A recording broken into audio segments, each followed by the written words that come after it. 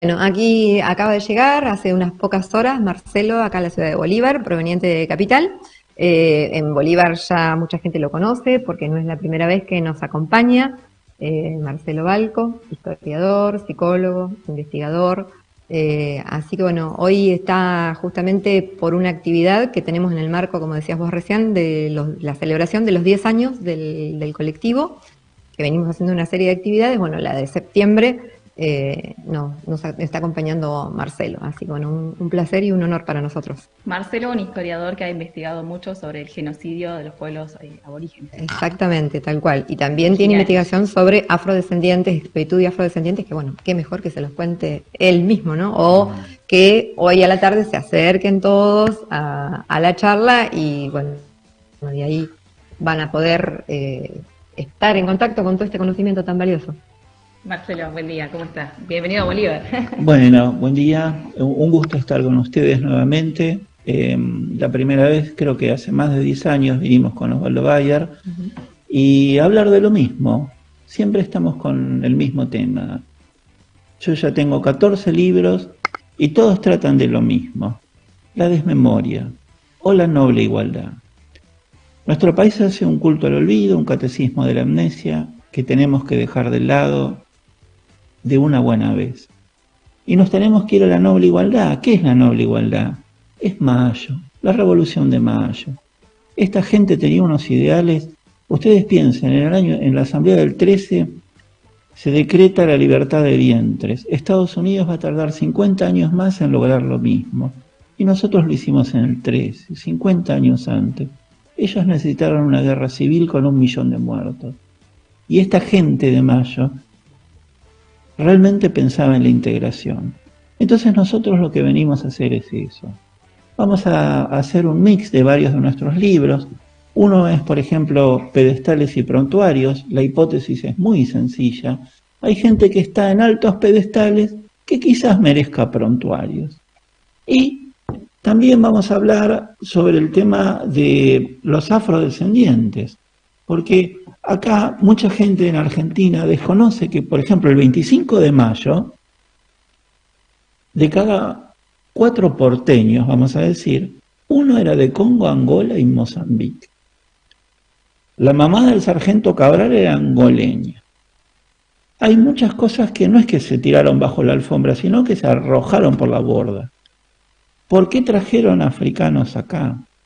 Porque el genocidio americano fue tan tremendo que se quedaron sin combustible biológico que moviera las relaciones económicas de producción. Entonces necesitaron mano de obra esclava. Y por eso se toman la molestia de traer negros de África. ¿Por qué? No tenían cómo mover esto. Por eso trajeron africanos acá.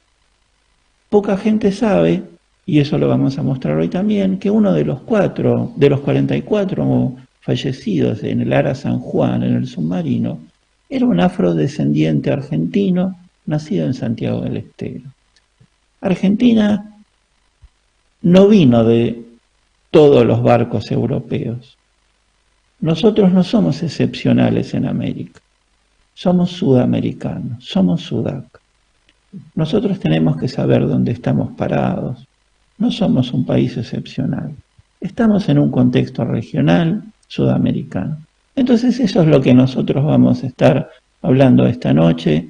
Y invito a los ciudadanos de Bolívar a esa charla, que es gratuita, y va a ser acá en esta hermosísima biblioteca que tienen ustedes. Así que nos vemos. Marcelo, recién decías que es la historia siempre la misma, ¿no? Pero también tenés 14 libros hablando sobre eso, entonces entiendo que no es siempre la misma. De hecho, hace un tiempo hablábamos con Mónica sobre el censo, que era una opción que marcara, ¿no? Si había afrodescendientes y demás. Creo que eso también te va a dar pie a otra investigación, ¿o no?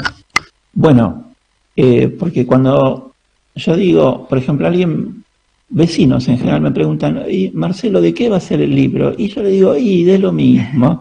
Y me dicen, ¿de lo mismo? No, no son 14 Claro, libros iguales, claro. ¿se entiende?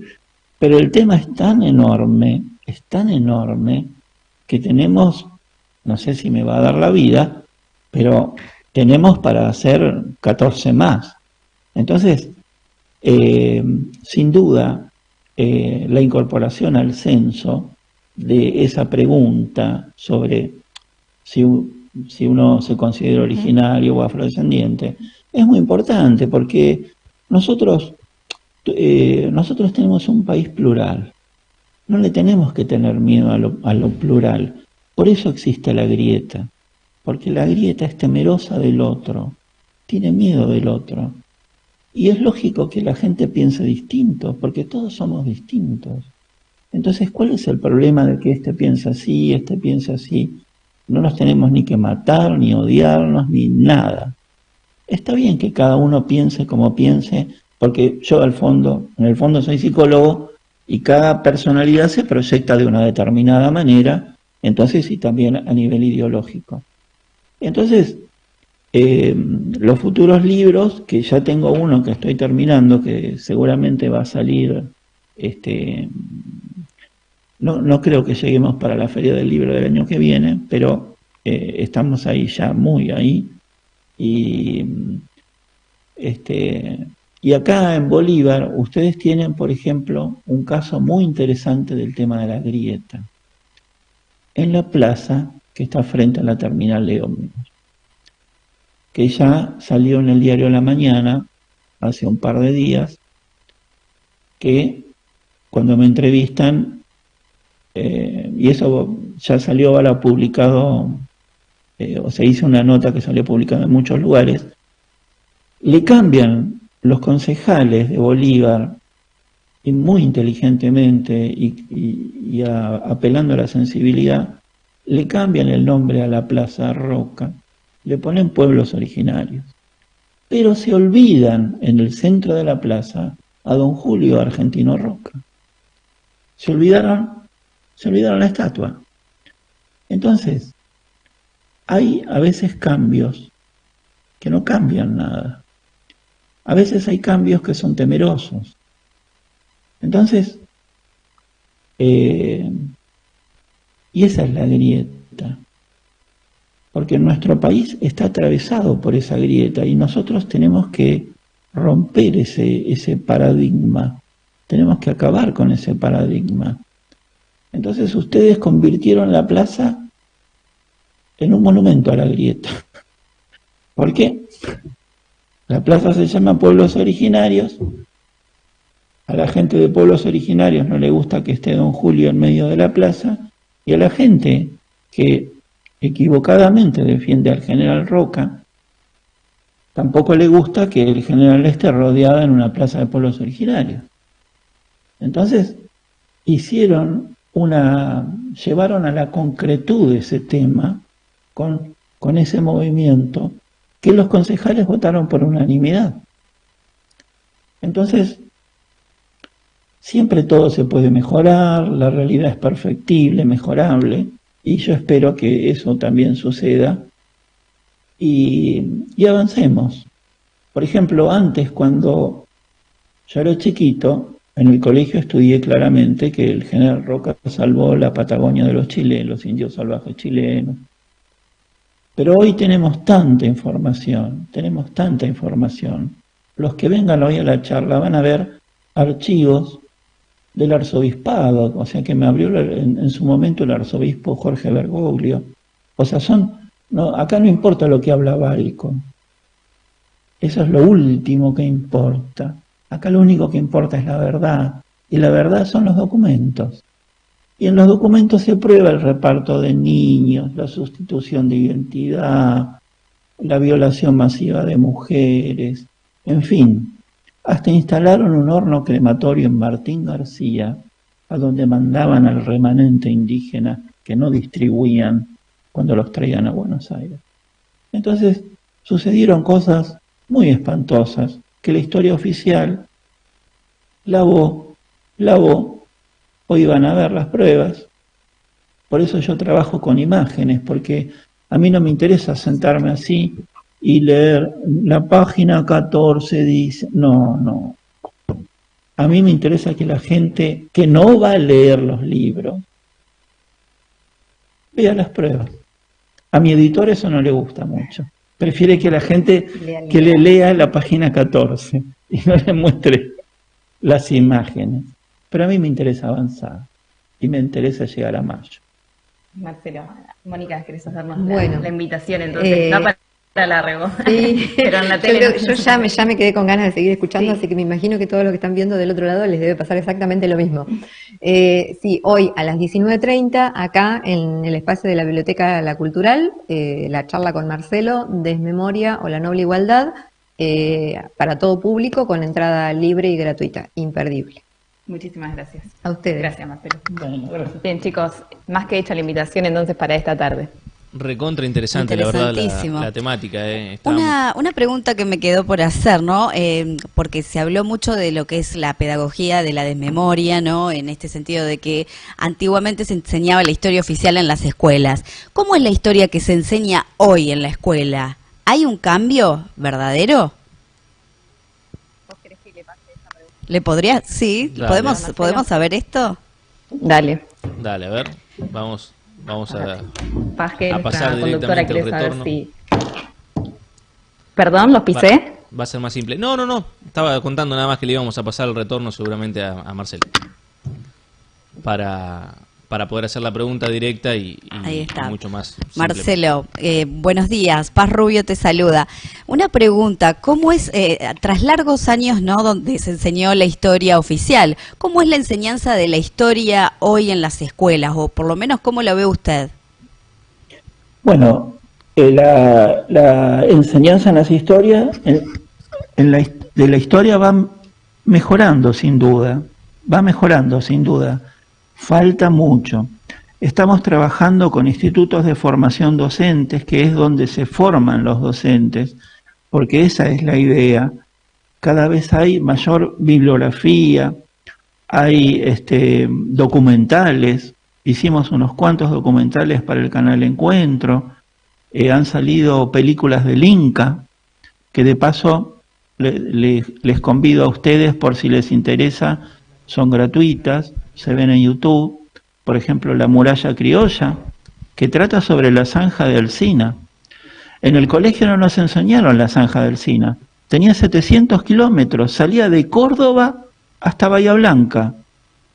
Ningún país de América se le ocurrió hacer una separación física para separar humanos de subhumanos. Todos los países americanos tienen indígenas. Guatemala, Estados Unidos, nosotros. Al único que se le ocurrió hacer una separación, y que no era un pozo la zanja de Alsina, fue la obra pública más importante antes de los ferrocarriles. Entonces, hasta trajeron a un ingeniero militar francés para hacer un pozo, porque siempre un francés va a hacer un pozo con más categoría que un argentino, obvio, ¿no? Eso es, no cabe duda. Entonces, Argentina nace con la tara de ese extraordinario libro de Sarmiento, pero que es muy perjudicial, Civilización o Barbarie. Ahí está la grieta. La grieta no es de ahora, la grieta viene de abajo. Entonces, la grieta, esa grieta, llevó del título del libro de Sarmiento, Civilización y Barbarie, llevó a la concretud en la época del ministro. Es una separación de 700 kilómetros. Decir que después Alsina se murió, vino Roca, cambiaron de estrategia, porque ya casi no habían indios de lanza, por eso cambiaron de estrategia. Entonces, eso no nos enseñaron en el colegio, no nos enseñaron. No nos enseñaron por qué se va a Patagonia en 1879, por qué Roca va en ese momento, por qué Argentina no fue antes, si el supuesto peligro de perder la Patagonia estaba. ¿Por qué no fueron antes? ¿Saben por qué no fueron antes?